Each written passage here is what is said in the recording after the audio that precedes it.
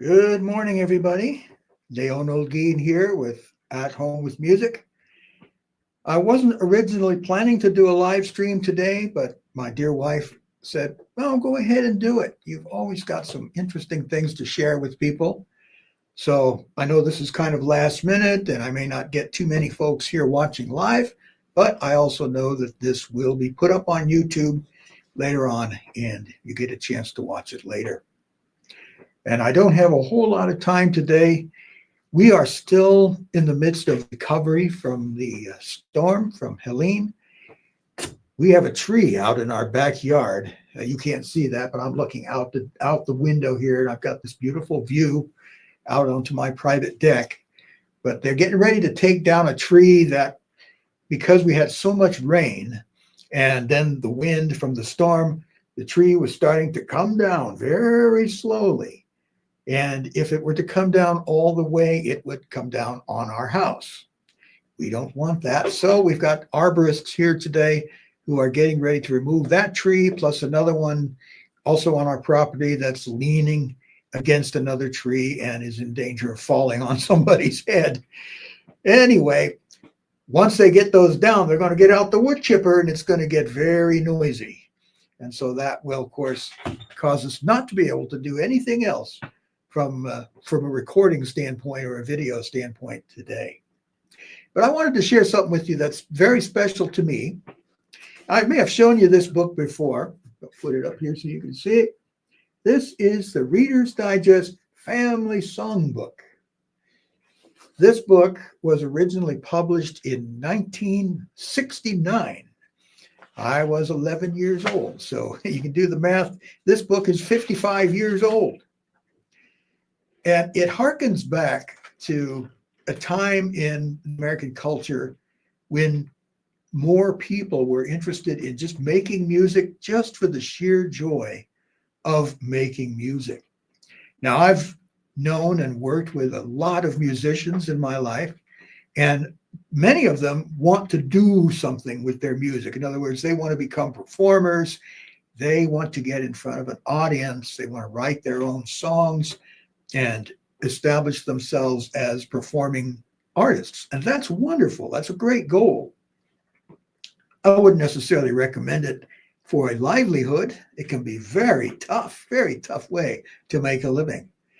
But in the old days, now I'm starting to sound like an old guy, which I am, people used to make music just for the fun of making music. And the introduction here to the book, the Reader's Digest Family Songbook, I think states it very well. And it's interesting to read this because this was written over half a century ago. Listening is one thing, but performing means really participating in music, becoming an integral part of it, almost like a composer. See, that's one of the reasons that I'm so passionate about teaching people to play music, because they can enter into that process of making beautiful sounds, and how important it is that we have beautiful things in our life. I'm very blessed to live up on a mountain here in Asheville, and although the storm has caused a great deal of destruction, recovery is on the way. People are out there clearing out hiking trails and doing all kinds of work to make this place beautiful.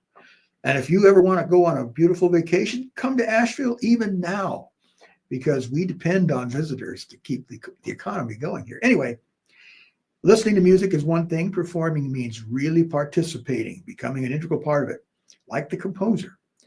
Everybody enjoys hearing music over the radio and or on records. Now, that sentence alone tells you how long ago this was written, because who listens to the radio anymore and who plays records? So we could amend that to say everyone enjoys streaming music or listening to music on YouTube, which I do quite a bit, or on CDs, which even those are going the way of the dodo bird. We even make folk heroes out of unusually gifted interpreters of songs, whether singers or instrumentalists. Very true. And there's nothing wrong with that. We all have musicians that we greatly admire. I, for one, have always admired the work of Oscar Peterson, George Shearing is one of my major influences. As far as classical pianists, I've always loved Arthur Rubinstein. I was exposed to his music by my mother back in the 60s when she bought like this 6 LP set of recordings that Rubinstein made. And some of the modern day pianists, Martha Argerich, Yuja Wang, all very inspiring. So nothing wrong with making a folk hero out of an unusually gifted musician. By the way, they usually got that way by dint of hard, continuous work, joyful work. It's satisfying work, but nevertheless, they had to work hard to be able to do what they do. I've been studying music since I was 12 years old. I'm going all the way back to the late 60s and early 70s. So we make folk heroes out of these gifted musicians. Yet, here's the key. There's nothing about music so satisfying as the involvement of playing and singing great songs together. That's one of the main goals of At Home with Music, to teach you to appreciate great music, great songs, but also to help you learn how to play them yourself. It doesn't matter if you play them really fast or really fancy, but just the opportunity to play them, maybe have somebody sing them while you play them, and great in the sense of nostalgic and soaring melodies, of rhythmic dances, inspirational hymns, all the glittering facets of the musical diamond. So anyway, that involvement in making music is what this songbook is all about. There's 124 songs in here. And they say this can provide you with evenings of fun, relaxation, and excitement. And they go on to explain how this book is put together. There's songs that are really old songs from the Roaring '20s, Broadway songs, great music from the movies, swing tunes going back to the late 30s and early 40s when swing was king, and a treasury of operetta and semi-classical hits. You know, there's a lot of popular songs that draw from classical music. They'll take the melody of a classical piece and put lyrics to it, kind of condense it down into the form of a song. Then they have a section called Gaslight Varieties. That's basically going all the way back to the turn of the century. Not the turn of the century from the 1900s to the 2000s, but all the way back to the 1800s to the 1900s. And so we have songs that they would say our great-great-grandparents used to sing. Now it would be our great-great-great-grandparents. Well, maybe my great-grandparents. Greensleeves and other folk songs, music to lift the spirit. There's even some hymns in here and gospel songs and patriotic songs. And so the idea behind this was to have somebody in your family that could play, that could read music, and you sit down and you open the songbook and you start playing a song and everybody looks over your shoulder and you've got the words and the tune and a very simple, sometimes not all that simple, piano arrangement. Now, one of my goals was to play through this entire songbook. And incidentally, this is only the first of several volumes of songbooks that the Reader's Digest put out. But this is the very first one that they published back in 1969. So what I'm going to do is I'll put it over here on my music rack, sitting here at my keyboard. Hopefully you can hear that okay. And we're in section 1. We're going down memory lane. And the interesting, what I consider a really useful and neat thing about this songbook is that before you see the music, there's a little paragraph about the song. So the very first song in this book is a song called Avalon. And if any of you out there from California, Avalon, of course, is a city that was there on Catalina Island. Been to Avalon, it's a beautiful place. And so, let's see, I'll read the blurb here, and then we're going to play. I'm sight reading this, by the way. I have not played these songs in 50 years. My dad bought this songbook way back in the late 60s, early 70s, when I was just starting to learn piano, because he loves these old songs, as did all of his friends, all the people from his generation. They loved these old songs and they wanted to sing them, and I was called upon to play them. Avalon. In 1921, opera composer Giacomo Puccini, you have to say that with sort of an Italian accent, Giacomo Puccini brought suit against the publisher of Avalon, charging that the melody had been lifted from his aria I lucevano le stelle in Tosca. Tosca, I guess, was the opera. He walked out of the courthouse $25,000 richer. And in 1921, that was not an insignificant amount of money. Apparently, the resulting publicity only made Avalon more popular.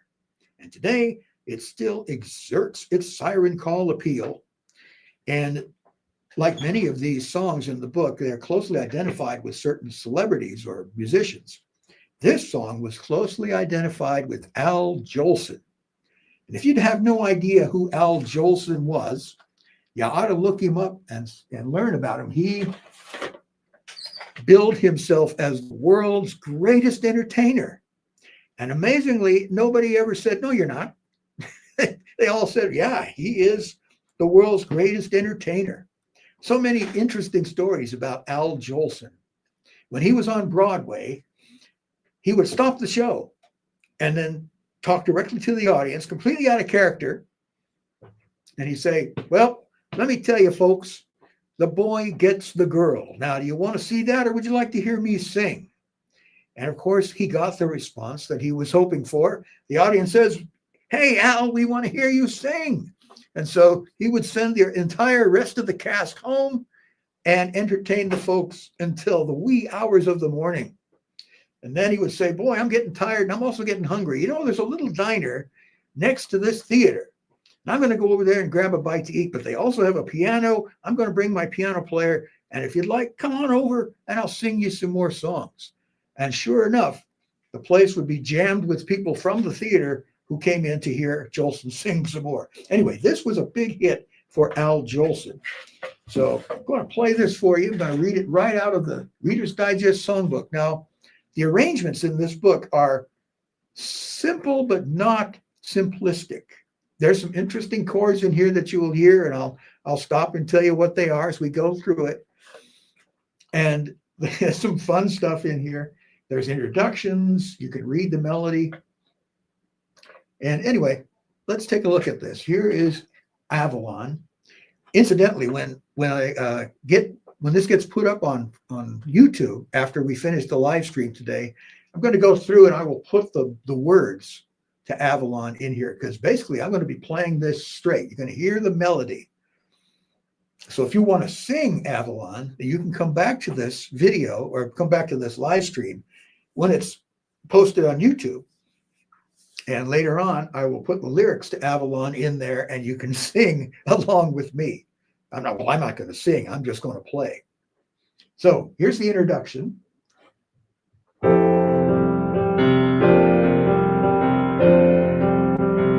Here's where the melody starts.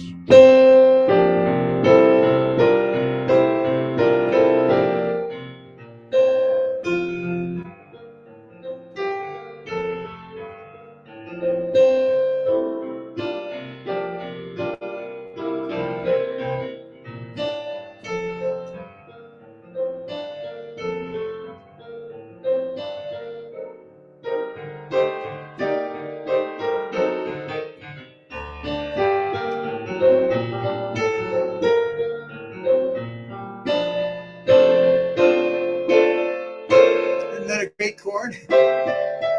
This one here. And then for some reason they put this in. Isn't that fun? And the interesting thing, or one of the great things about this songbook, is that everything is on, the book is like it's got like the ring binder thing, so it lays flat. And this whole song, this whole thing that we just played, is only on 2 pages. So you don't have to be, there's nothing more frustrating if you read music than trying to turn the page and keep playing. Many a times I have tried to turn the page and I either ripped it out of the book or tore the book right off the music stand. That's why I tried to memorize everything. Anyway, that's Avalon. Let's play a couple more because this is fun for me. All right. This song is called, and don't laugh, this is Tiptoe Through the Tulips with Me. And if you're my age, you're immediately thinking about a very unique entertainer named Tiny Tim, who in reality was not a very tiny person. Well, it's still a good song. And according to the Reader's Digest Songbook, it says, one of the earliest color-splashed screen musicals was Gold Diggers of Broadway, a 1929 extravaganza that produced the top song hit of the year, Tiptoe Through the Tulips with Me. Today, it is the theme of Tiny Tim. So within the days when celebrities had their own theme songs, which is another interesting subject that we will explore at some point. Most celebrities today do not have theme songs, but celebrities from the 30s, 40s, 50s, even into the 60s, like Tiny Tim, if they were introduced on a TV talk show, their theme song would be played. And so you've got entertainers like Jack Benny, whose theme song was Love in Bloom, or George Burns and Gracie Allen. Their theme song was called Love Nest. So it's interesting. Groucho Marx would show up and they'd play Hooray for Captain Spaulding. And if you are a young person and have no idea who these people are or what songs I'm talking about, you need to find out because it's a fascinating part of entertainment and music history. Anyway, here's Tiptoe Through the Tulips with Me. And once again, I'll put the words in the description so you can sing it along. You'll be able to tell when the melody starts. Here's the introduction.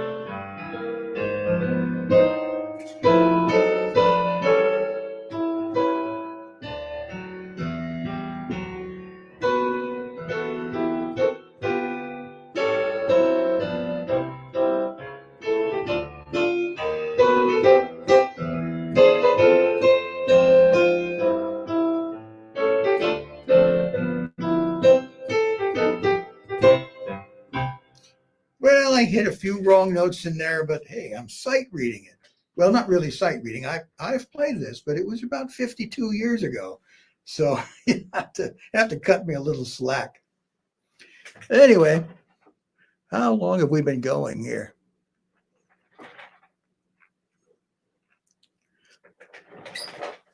Well, let me see what time it is. We've been going for about 17, 18 minutes. We're going to keep it kind of short today because at any moment out there, they're going to get that wood chipper going. And I just have a lot of fun playing these old songs. You know what? Let's do one more, just for the heck of it. Oh, this is a nice one. This is a song called Memory Lane. Lyric writer Buddy De Silva. So you got to learn who all these people are because these are the great American songwriters. Lyric writer Buddy De Silva, put this up here so that my old eyes can see it. He was uncannily tuned to the public's moods and longings. The songwriting trio he formed with Ray Henderson and Lou Brown virtually dominated Tin Pan Alley. And if you don't know what Tin Pan Alley is, that's another subject that we can talk about in the future. Dominated Tin Pan Alley between 1926 and 1931, but still each member found time to turn out hits with other writers as well.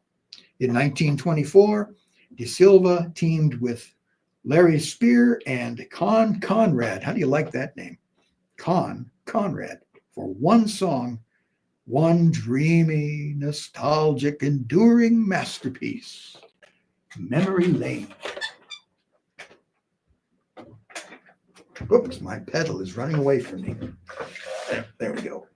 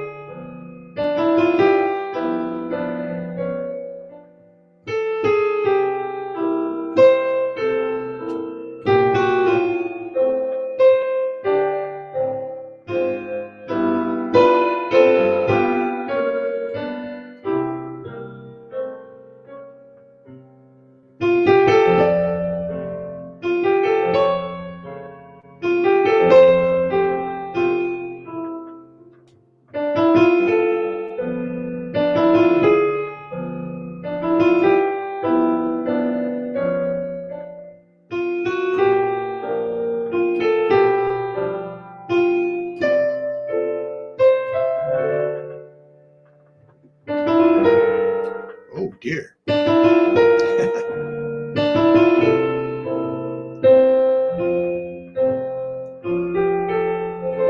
Well, it was going pretty good until I hit that bum note near the end. I used to play songs like this in the early 90s when I was playing at country clubs and for very fancy dinner parties doing background music. So I'm going to play through this again, and I'll show you some of the things I used to do to really make it fancy. So for example, here's the introduction again.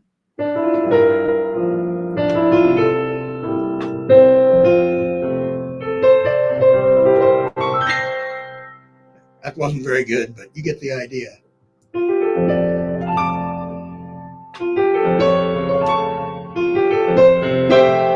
of fill it out a little bit.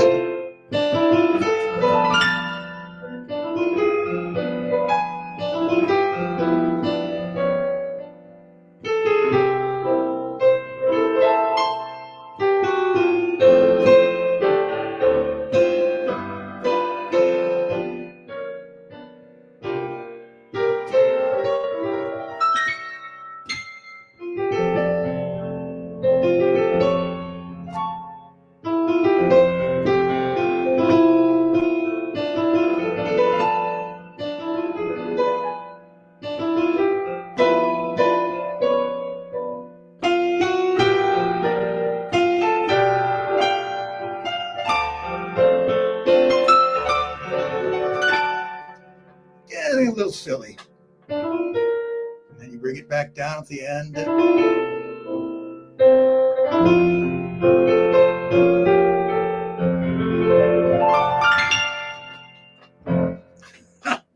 Well, you can have a lot of fun with these old songs.